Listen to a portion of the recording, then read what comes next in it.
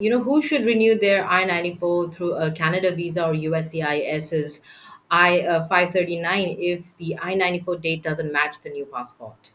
So in this circumstance, if you come into the United States and your I-94 is shortened, and it was improperly shortened, meaning that the I-94 should correlate to the information that's on the I-797 approval notice that was used when coming in, that's a CBP deferred inspection issue.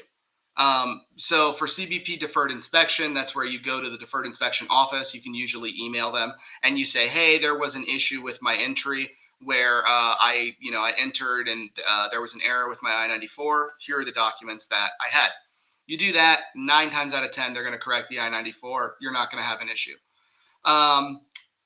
If the circumstance is you need to get a new visa and you have the time to get a new visa and then travel out and come back in, I would probably recommend doing that so that your I-94 properly corresponds.